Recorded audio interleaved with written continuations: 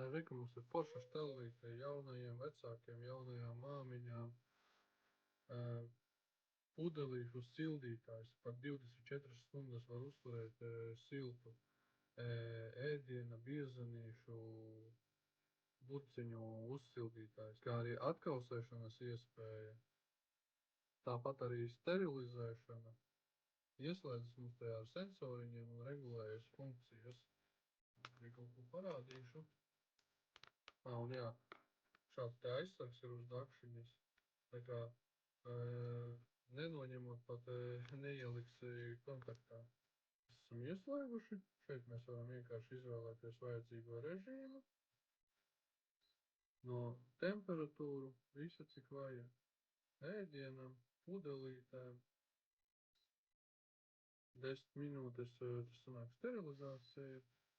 Šeit būs atkausēšana. Vienkārši tad izslēdzam un viss. Viņš ir gaidīšanas režīmā.